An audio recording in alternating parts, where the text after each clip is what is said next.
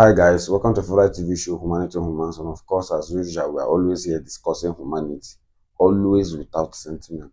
Today, I'm about to discuss more in detail about the post I made on Friday in my official page, Amukechi Became. There, I made a summation about some investigations I have made about this current situation, the politics, the Labour Party, PDP, APC, Tinubu, his folks, and the strategy they used in capturing Nigeria. Those 5 points, which starts with the bribery, religion, tribalism, thuggery, and political selection, or should I call it appointment, as they always use. Now, I will be discussing these topics in detail, but I will give a summation of it, starting tracing us back to the days of colonization. This is where, because should I tell you the truth, there is no need of running around symptoms when the root cause of something has not been established or understood in a very clear form. Now, taking us back to the days of colonization, they came, they brought us together forcefully, united us and divided us at the same time with religion, made us understand that Igbo is Igbo, Yoruba is Yoruba, Hausa is Hausa, and of course, it worked well for them. They colonized us, they brainwashed us. Till today, we don't have any single atom of our history embedded in our education system. How can such country work? Now, let me take you back through a lifeline of history in Nigeria, starting from the days of colonization. One of the problems we have in Nigeria is our pattern of gaining independence.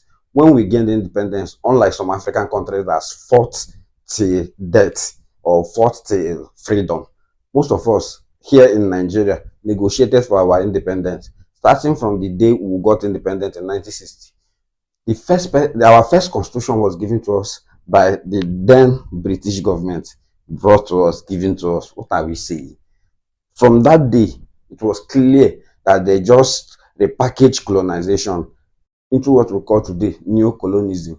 They packaged it, gave us the power, gave us the condition, gave us the platform, the template of how to govern our people for their own betterment, and packaged it, gave it to us, and left. That was the foundation of our problem. Since after that time, they have been controlling us from afar. Then came 1966 coup, and some group of soldiers that have understood what these people, the mind game these people were playing with us, plans, executed the government, because the acting government then knew the agreement and was playing in line with the agreement. That coup happened, and they were in the verge of savaging Nigeria, breaking us totally away from our former masters. But those former masters were smart. They came with that strategy of Igbos. They termed it Igbo coup, and that disrupted the unity and the peace of Nigeria. They planted and took over back.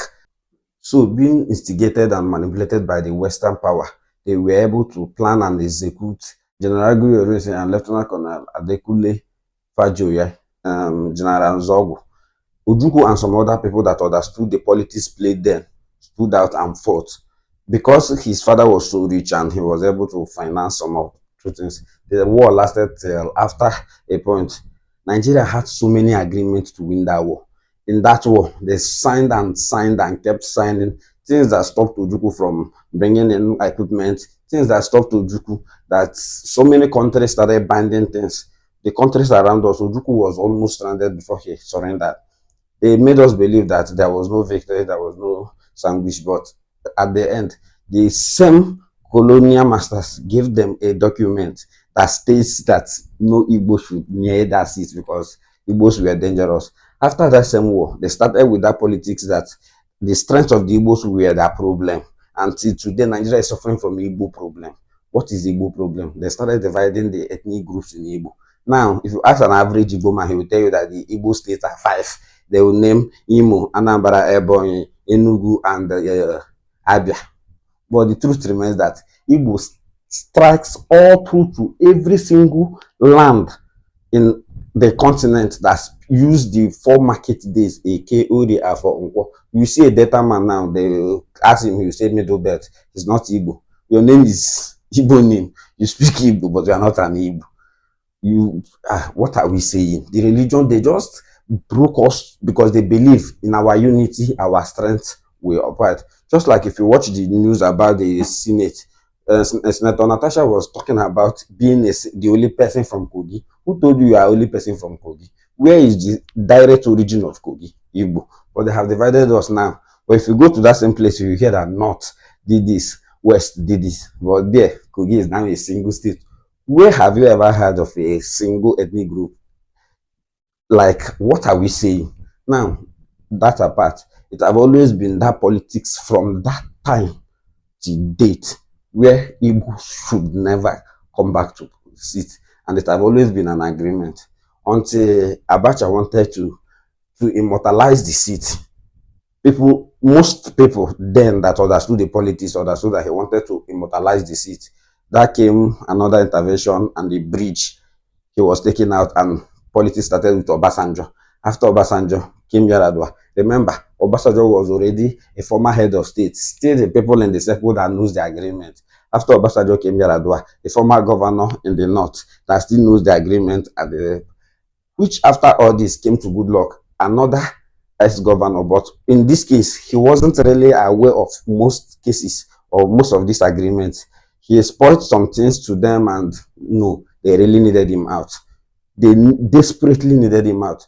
And if you can remember, Goodluck came in to complete the Yaradua's tenure before contesting for his own. So after completing Yaradua's tenure, he contested for his own and won. Then Buhari came out wholeheartedly to win, but he could not. After that failure, Buhari went back, they reinforced. That was when it was down on them that they can't get the Igbos and they need the Yorubas to be able to conquer. They already have the Northerners, so that one is for sure. They came up with that agenda and Tinubu utilized the opportunity. Imagine someone that the whole country, FBI, so many law enforcement agencies has cases on him, all of a sudden everything disappears. He had an agreement and he himself knows it. After those agreements, he took these agreements and went to the north. This is where they formed this alliance of after the north comes the west, after west back to north. Remember, all this agenda is to make sure power never escapes that circle and it will never go back to the Igbos. With all their propaganda, using so many tools like religion, politics, tribalism, togre, everything, they were able to destabilize Goodluck Jonathan's regime, and because of that, they took over the government. After Buhari's regime, it was obvious that it's their turn in the West, being that Tinubu has successfully captured Lagos using his systematic way of togre. He was able to offer the West to them in a platter of gold. It was his turn, and nobody dares to step in that case. Even the North was powerless and helpless. Take it from me, this has to link with what is happening to Emefiele today, the former CBN governor. Then going forward to this, you will realize that all this politics has always been in one check, the control of power, not dispersing leadership, not working for the people, and most importantly, never to serve the nation. It was all about the power, who is in control. It was all about who is serving the better master, who is more calculated, because all of them are thieves. All because all of them are best of the same father. Now, with all this summary I've given to you now, haven't you asked yourself, why is Boko Haram still active and functional in Nigeria? Then I will come to that. I will be explaining all the factors I named in that my post, starting from bribery, religion, tribalism, toggery, and political selection and appointment. I will be discussing each of them, starting from today till Saturday. Every day, I will discuss on what happened to each of them and how each of them played a role in the current situation of Nigeria and where we are heading to. So please stay tuned and stay alive. Remember, we are here to salvage Nigeria. We are here to discuss humanity, where Nigeria happens to be part of it without sentiment as usual. Please remember, if you feel like I'm missing anything in this post, you can still drop it in the comment section. And subsequently from the next video, you'll be seeing more realistic and more detailed information. I just gave you an overview to understand the root cause of our problem. We need to address it from the root. Then wait for me, you'll be seeing me soon. Remember to follow us on all our social media handle at Humanity and Humans. Here in Humanity, we always discuss humanity without sentiment. Thank you.